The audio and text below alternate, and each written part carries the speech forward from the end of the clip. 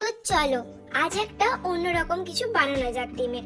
কারণ এখন ডিম ছাড়া মাছ তো খাওয়াই চলবে না, আর এই গরমে মাংস খেতে একদমই মন যাচ্ছে না।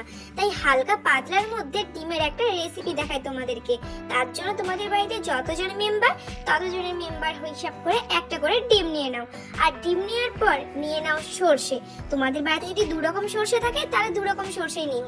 তার সাথে নিও পোস্ত আর কাঁচা লঙ্কা। আর এটা কিন্তু ম্যাগনেটারি, পোস্তটা দিতেই হবে, না হলে এই ডিম ভাপা রেসিপিটা ইনকমপ্লিট হয়ে যাবে। তো এবারে আর কি, এগুলোকে একটু জল দিয়ে ভিজিয়ে নিয়েছি 2 থেকে 3 মিনিটের জন্য।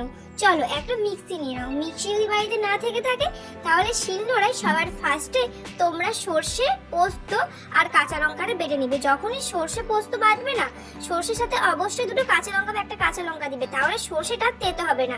এবার আর কি আদা, রসুন, পেঁয়াজ আর টমেটো দিয়ে দাও। দিয়ে এটা একটা বেশ হালকা পাতলা পেস্ট তৈরি করে নাও।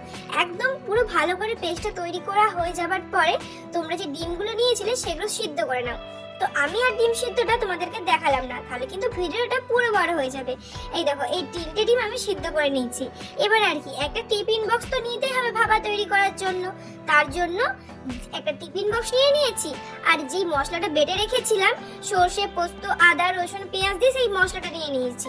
টিফিন বক্সের ভিতরে সেই মশলাটা দেওয়ার পরে তার মধ্যে দিলাম নুন, হলুদ গুঁড়ো, লঙ্কার গুঁড়ো আর জিরের গুঁড়ো। এরপরে এর মধ্যে দিয়ে দেব এটা ডিম ভাপার জন্য সবথেকে ইম্পর্টেন্ট সরিষার তেল। যে কোনো ভাপার জন্য না সরিষার তেল একদম ম্যাগনেটারি দিতেই হবে। এরপরে নারকেলকে গ্রেট করে রেখেছিলাম। তোমাদের বাড়ি যদি নারকেল না থেকে থাকে তাহলে এটা স্কিপ করে নিতে পারো। এবার এই সব পেস্টটা ভালো করে জলের সাথে গুলে নাও।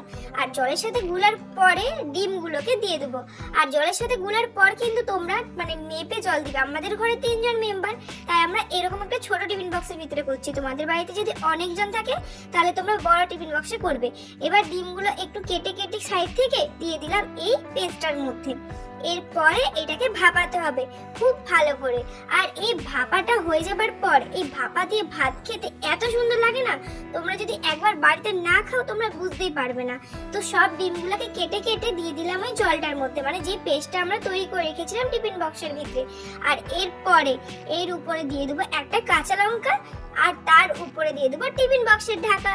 বাস, তাহলে এবার এটাকে ভাপাতে হবে। মিনিমাম আমি 15 থেকে 20 মিনিট এটাকে ভাপিয়েছিলাম, যতক্ষণ না এই জলটা একটু মরে যায়। আর এই জলটা মরে যাবার পরে ডিম ভাপা তৈরি হয়ে যাবে। আচ্ছা, তোমাদের ওদিকে কি এরকম কোনো নিউজ বেরিয়েছে বলো তো? আমাদের এখানে না এখন কেউ আমাদের পাড়াতে মাছ খায় না, মানে মাছ খেলেও খায় চুনা মাছ, তারপর পোনা মাছ, বড় মাছ কেউ খায় না বলতে গেলে। কারণ মাছ খেলে নাকি কি একটা রোগ হচ্ছে। তাই এখন সবার বাড়িতে ডিম আর মাংস। তাই ভাবলাম আমাদের এদিকে যখন এরকম হচ্ছে তোমাদের এদিকেও নিশ্চয়ই এরকম হচ্ছে, তাহলে আমি একটা ডিমের রেসিপি তৈরি করি। তো এই দেখো, এটা আবার ভাপা করতে দিয়ে দিলাম। আর যাতে টিফিন বক্সে ফটফট করে যখন জলটা ফুটবে এদিক ওদিক লড়ে না যায়, তার জন্য কিন্তু ঢাকাও দিয়ে দিলাম একটা শিলনোড়া। এবার আর কি ডিম ভাপাটা রেডি হয়ে গেছে। তোমাদের সাথে কথা বলতে বলতে মিনিমাম 15 মিনিট আমি এটাকে ফুটিয়েছিলাম, আর জলটাও কতটা মরে গেছে। তো চলো এবার ডিম ভাপাটাকে খুলে দেখা যাক ঠিক কতটা ডিলিশিয়াস আর কতটা সুন্দর দেখতে হয়েছে। তো এবার দেখো ডিম ভাপাটা জাস্ট খুলছি। খোলার পর তোমরা নিজেরা দেখে নাও কত একটা সুন্দর অ্যারোমা আসছিল। আর তার সাথে কিন্তু ডিম ভাপাটাও খুব সুন্দর হয়েছিল। আর এখানে মা ডিম ভাপাটা খুলতেই পারছিল না। তারপরে অনেক যুদ্ধের পর ডিম ভাপাটা খোলা হয়েছে আর ডিম ভাপা রেডি হয়ে গেছে। এবার আর কি আমি গরম গরম ভাতের সাথে ডিম ভাপা খাই। তোমরা কিন্তু অবশ্যই চ্যানেলটা সাবস্ক্রাইব করো, আর লাইক, কমেন্ট, শেয়ার অবশ্যই কিন্তু চাই আর চাই।